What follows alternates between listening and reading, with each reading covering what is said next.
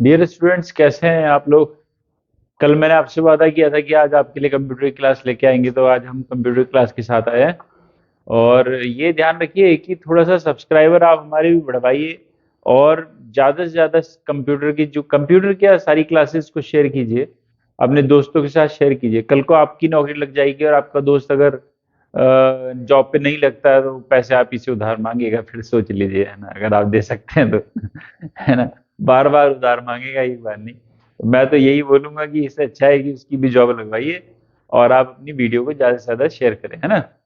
चलिए कंप्यूटर की क्लास को स्टार्ट करते हैं। कंप्यूटर की क्लास में मैंने जो आज प्रश्न लिए हैं, वो सारे के सारे जो प्रश्न हैं, वो प्रश्न उत्तराखंड लोक सेवा आयोग द्वारा ही पहले पूछे गए हैं। ठीक है, वही सारे प्रश्न लिए हैं, कोई अलग से प्रश्न नहीं लिया मैंने आज। अभी इसके अलावा 2 दिन हम और कंप्यूटर की क्लास चलाएंगे, जिसमें हम बेसिक कंप्यूटर के बारे में और ज्यादा डिस्कस कर लेंगे, जिससे कि मैक्सिमम कंप्यूटर के क्वेश्चंस हो जाएं और पेपर में जो आए वो छूटे नहीं, मतलब, है ना। चलिए ठीक है, बढ़ते हैं आगे। पहला प्रश्न है कंप्यूटर का।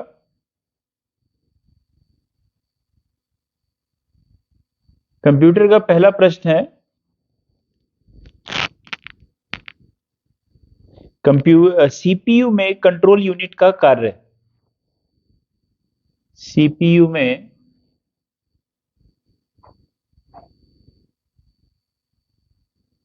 कंट्रोल यूनिट का कार्य। देखिए, ये प्रश्न जो है ये सब पूछे गए हैं R O A R O और अलग अलग पेपर्स में। तो ये है डिकोड प्रोग्राम अनुदेश। डिकोड प्रोग्राम अनुदेश।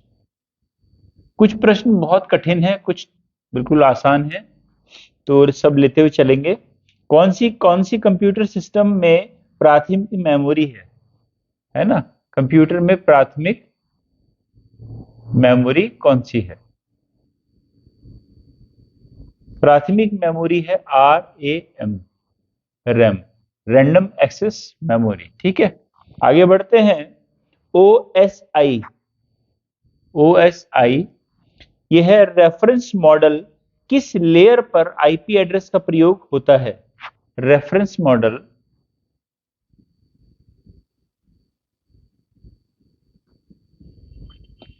किस की किस आईपी एड्रेस पर, कि किस लेयर पर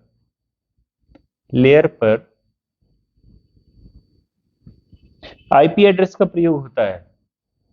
आईपी एड्रेस का प्रयोग होता है। ठीक है, इसमें ये आएगा नेटवर्क लेयर।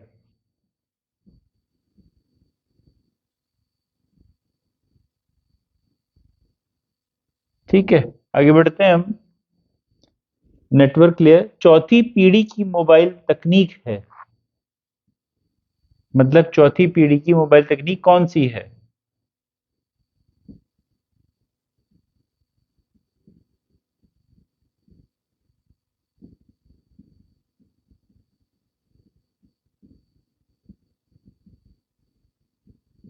तकनीक कौन सी है। यह है L T I. L T I. ठीक है, आगे बढ़ते हैं।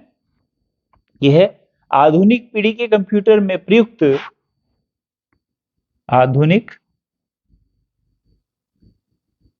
पीढ़ी के कंप्यूटर में प्रयुक्त आईसी चिप किसकी बनी होती है। आईसी चिप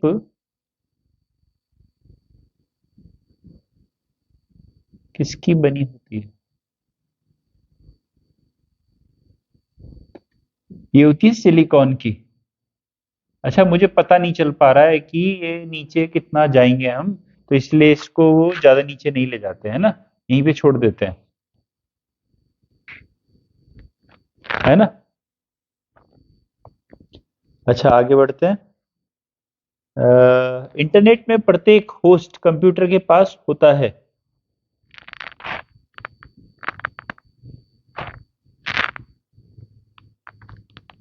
इंटरनेट में प्रत्येक होस्ट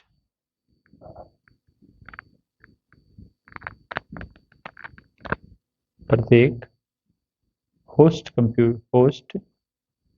कंप्यूटर इंटरनेट में प्रत्येक होस्ट कंप्यूटर के पास क्या होता है?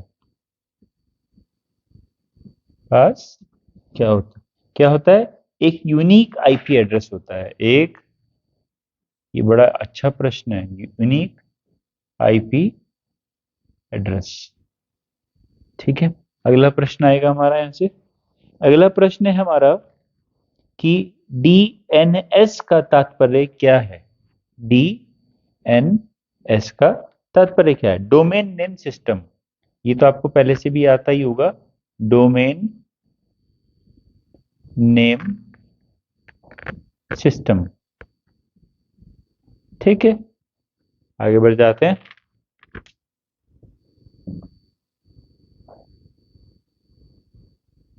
ये प्रश्न तो सारे के सारे वो हैं जो लोक सेवा आयोग ने पूछे हैं। कल और परसों में ऐसे प्रश्न करवाएंगे जो सारे बेसिक प्रश्न हैं और जो कि पेपर में आ सकते हैं। ठीक है, आगे बढ़ते हैं। इसके बाद है यूआरएल। यूआरएल की फुल फॉर्म ये भी पूछी जा चुकी है। यह है यूनिफॉर्म रिसोर्स लोकेटर, है ना? Uniform resource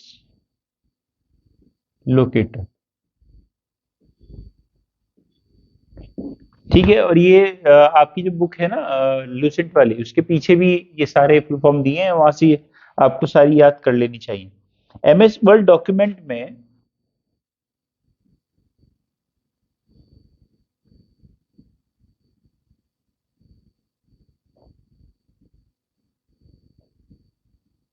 MS word document में अंतिम क्रिया को परिवर्तित करने हेतु शॉर्टकट कुंजी।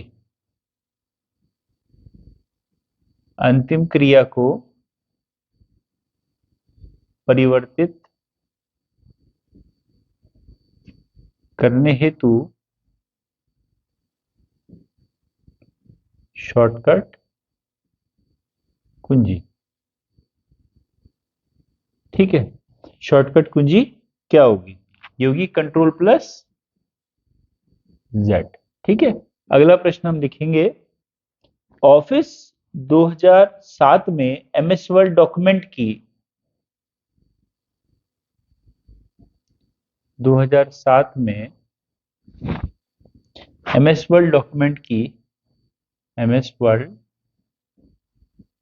डॉक्यूमेंट की फाइल का एक्सटेंशन।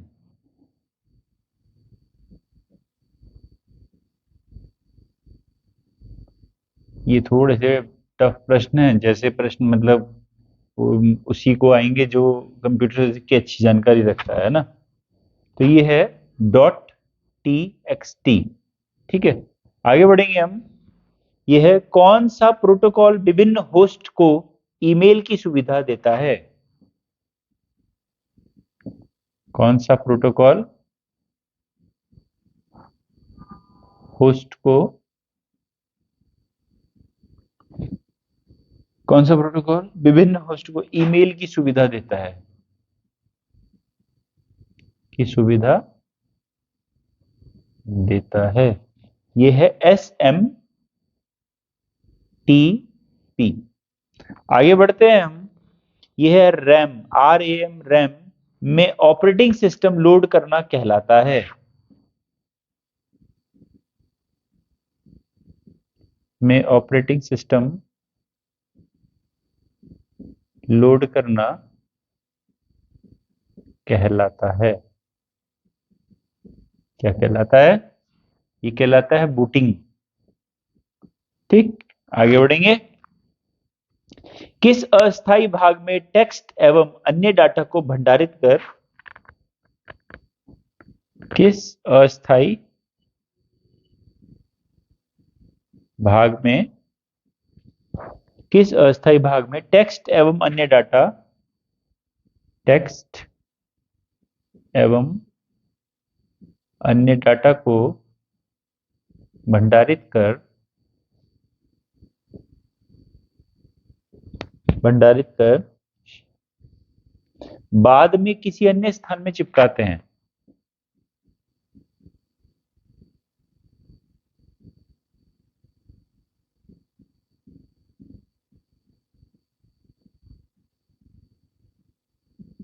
क्लिप बोर्ड, ये आसानी से याद हो जाएगा आपको। थोड़े से ये वाले प्रश्न जो शुरुआती हैं थोड़े से टफ लगेंगे आपको, है ना, लेकिन इनको याद कर लीजिएगा। आगे बढ़ते हैं, इसको मिटा रहा हूं मैं।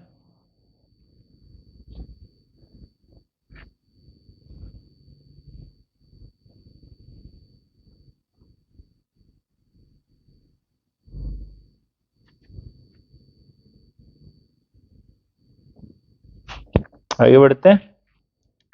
कंप्यूटर का मस्तिष्क, वेरी गुड। ये तो हम बार बार बचपन से पढ़ते हैं, कंप्यूटर का मस्तिष्क का मस्तिष्क, है ना, क्या है, CPU. CPU, central processing unit, ठीक है। आगे बढ़ते हैं। एसक्यूएल की फुल फॉर्म, एसक्यूएल। एसक्यूएल की फुल फॉर्म है स्ट्रक्चर्ड क्वेरी लैंग्वेज।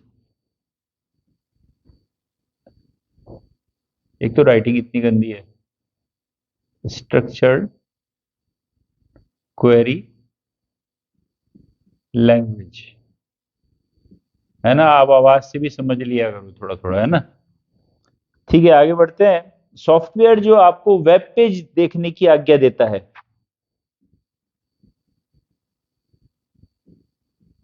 सॉफ्टवेयर जो आपको वेब पेज देखने की आज्ञा देता है,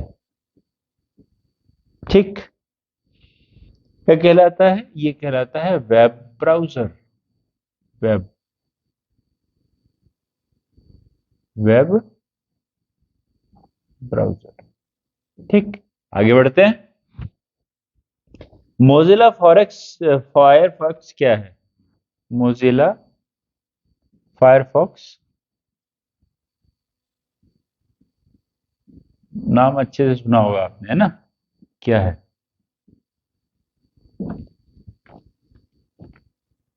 ये भी एक वेब ब्राउजर है, वेब ब्राउजर, ठीक है। आगे बढ़ेंगे। उच्च स्तरीय भाषा को निम्न स्तरीय भाषा, उच्च स्तरीय भाषा को मशीनी भाषा में बदलता है। उच्च स्तरीय भाषा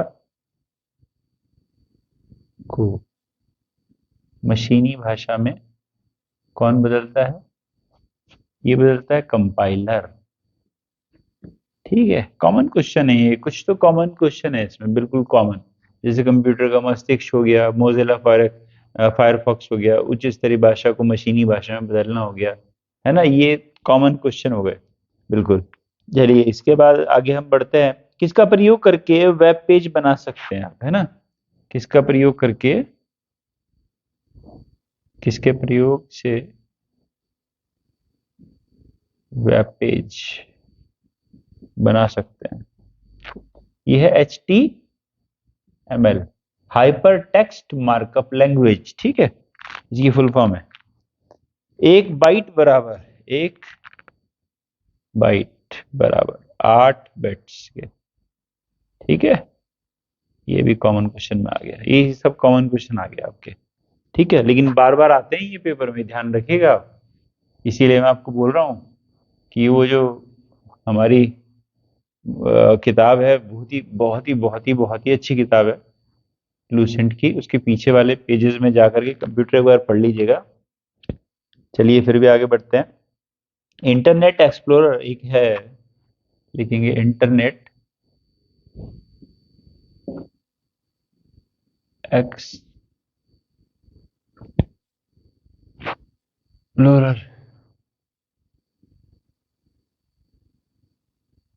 एक है, मतलब एक है मतलब क्या है, यह है वेब ब्राउजर। क्या है, वेब ब्राउजर, ठीक। आगे बढ़ते हैं, आगे बढ़ते हैं। लेते हैं, कौन सा पेज प्रिंटर उच्च गुणवत्ता का आउटपुट देता है। कौन सा पेज प्रिंटर उच्च गुणवत्ता का आउटपुट देता है। ये देता है लेजर। ठीक है भैया, लेजर। आगे बढ़ते हैं। नॉर्टन क्या है? Norton, Norton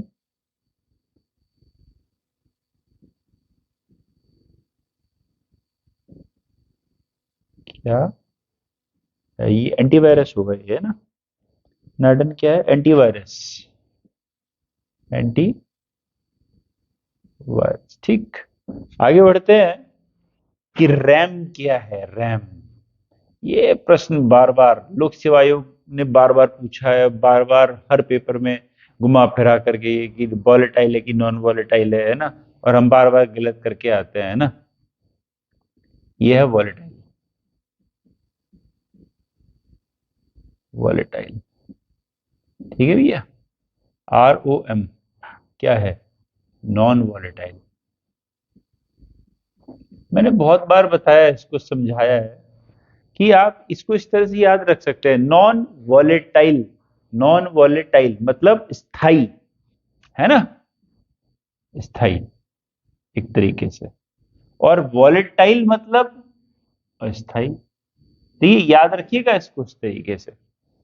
read only memory, ये कह रहा है रीड ओनली मेमोरी को केवल पढ़ा गया और छोड़ दिया, तो ये तो अस्थाई होना चाहिए था, लेकिन ये स्थाई है, बस उल्टा है। ऐसे समझ लीजिए कि क्या है, रीड ओनली मेमोरी को केवल पढ़ा गया और हटा दिया। मेमोरी को जो भी लिखा गया वो पढ़ा गया और हटा दिया, तो क्या होना चाहिए था? अस्थाई। लेकिन ये स्थाई है और दूसरा वाला अस्थाई है। आप थोड़ा सा ध्यान से सोचेंगे तो क्लियर हो जाएगा ये। ठीक है, आगे बढ़ते हैं।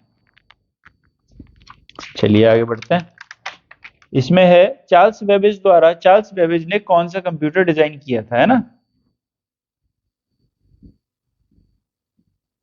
चार्ल्स बेबेज द्वारा डिजाइन कंप्यूटर, ये था द एनालिटिकल इंजन, है ना?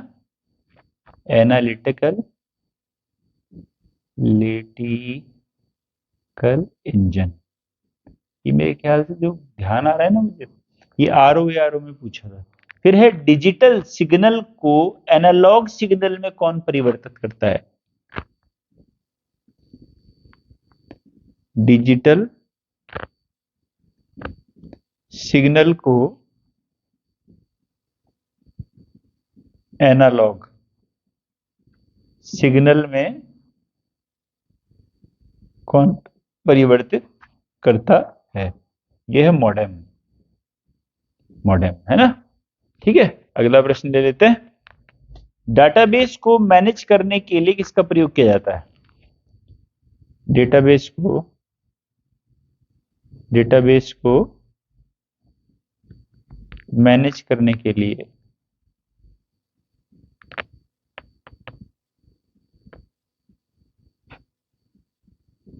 Database management system, database management system, DBMS का। ठीक है, हटा देते हैं इसको।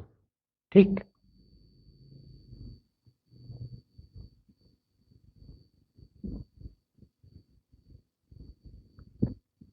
मुझे खुद भी कंप्यूटर का कोई बहुत ज्यादा नॉलेज तो है नहीं, है ना? तो लेकिन ये है कि याद कर करके काम चलाना पड़ता है। चलिए आगे बढ़ते हैं। पेंटियम शब्द का संबंध, पेंटियम आपने सुना भी होगा, पेंटियम शब्द का संबंध किससे है? पेंटियम शब्द माइक्रो प्रोसेसर।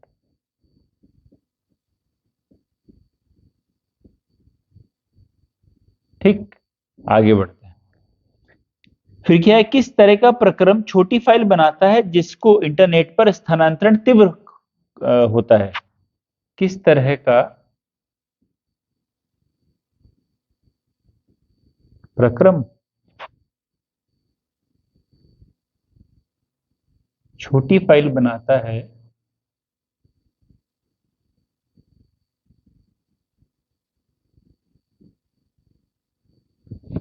बनाता है जिसका नेट पर स्थानांतरण तीव्र होता है, मतलब ट्रांसफर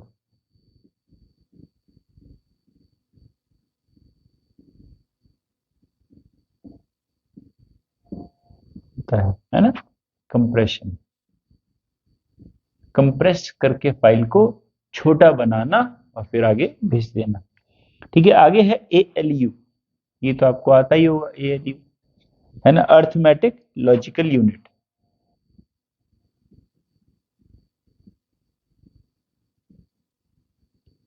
लॉजिकल यूनिट। फिर उसके बाद है इनपुट डिवाइस और output device. Input device computer में फीड करने के लिए जिन जिन चीजों की आवश्यकता पड़ती है, कंप्यूटर में फीड करने के लिए, चीजों को डालने के लिए जिन जिन चीजों की आवश्यकता होती है, वो सारी की सारी इनपुट डिवाइस है। इनपुट डिवाइस के उदाहरण लिख लेते हैं, जैसे कीबोर्ड,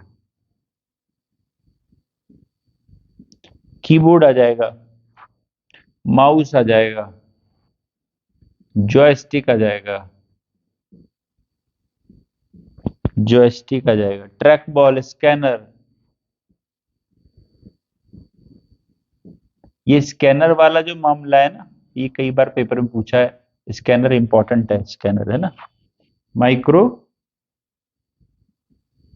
फोन, ठीक है। इसके बाद camera, web cam,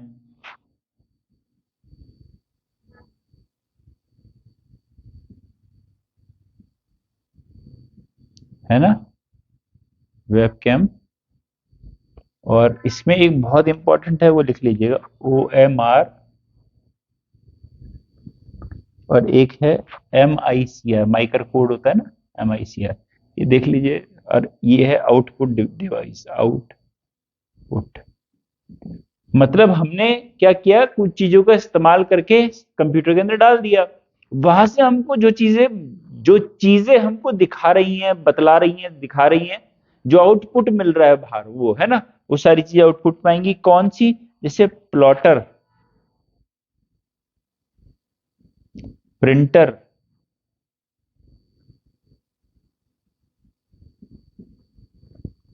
speaker, monitor,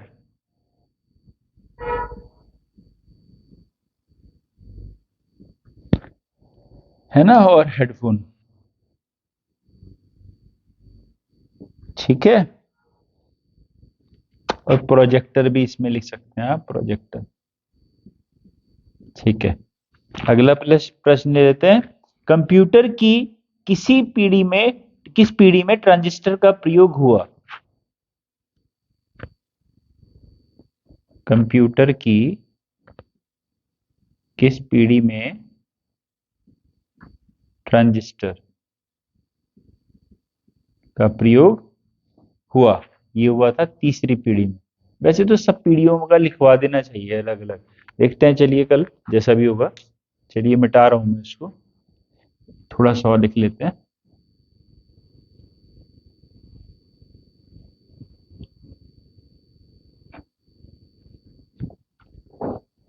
इसमें अगला हमारा है वह सॉफ्टवेयर जो आपको वेब पेज दिखाता है उसको वेब ब्राउजर कहते हैं। जो आपको वेब पेज दिखाता है वो वेब ब्राउजर हुआ।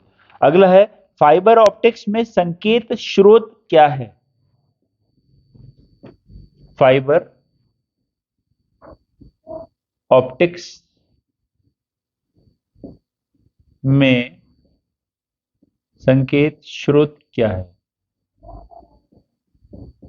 संकेत स्रोत क्या है?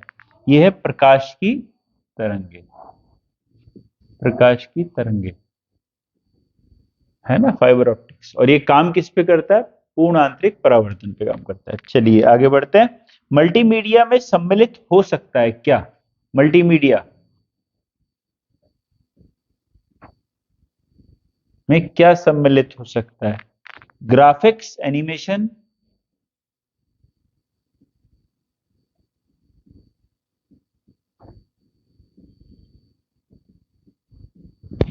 Animation, video, music, video, music, आवाज आदि, है ना, ETC। ये सब जो है मल्टीमीडिया में आ जाएगा। ठीक है। फिर है कंप्यूटर में एक ही समय में एक से अधिक माध्यमों के प्रयोग का तरीका कहलाता है। कंप्यूटर में एक ही समय में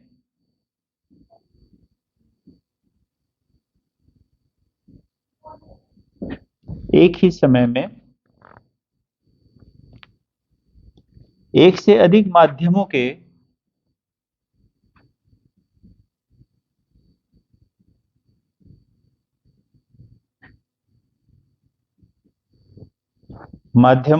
एक से अधिक माध्यमों के प्रयोग का तरीका कहलाता है। प्रयोग का तरीका क्या कहलाता है? मल्टीमीडिया।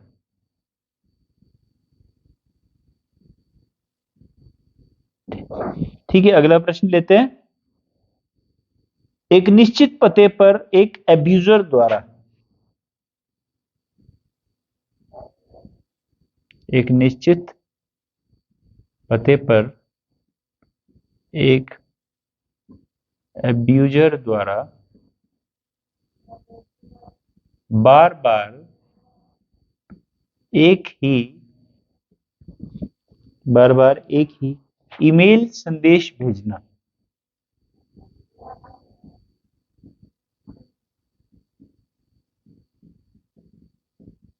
क्या कहलाता है ना? ये कहलाता है ईमेल बॉम्बिंग। कि ईमेल की बॉम्बिंग की जा रही, बार बार भेजा जा रहा है एक ही ईमेल, बॉम्बिंग। ठीक है, लास्ट प्रश्न लेते हैं आज का कि एक प्रोग्राम में जिसमें अन्य प्रोग्रामों को संक्रमित करने की योग्यता हो। ध्यान से सुनेंगे। एक प्रोग्राम में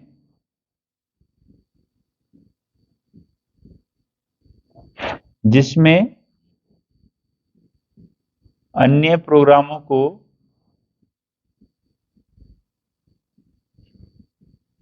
संक्रमित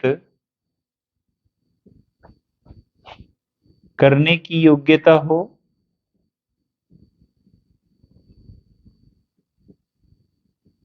तथा अपनी ही प्रतियां स्वयं बनाकर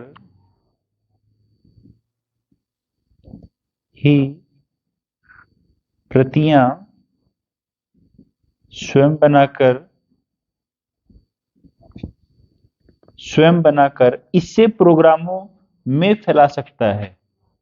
इसे प्रोग्रामों में फैला सकता है। इसे क्या कहेंगे? वायरस।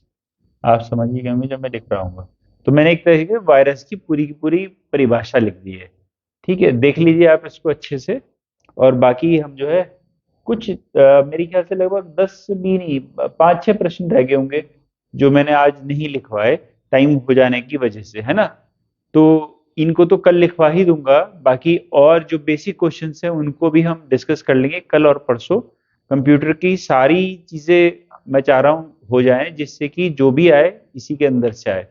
आप लोग अपना रिवीजन जारी रखिए, तैयारी जारी रखिए।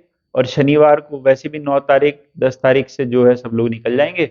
अपना जबरदस्त तरीके से परफॉर्मेंस दीजिए। आप सब लोगों को बहुत बहुत जो है शुभकामनाएं। ठीक है, आज के लिए इतना ही काफी है। धन्यवाद।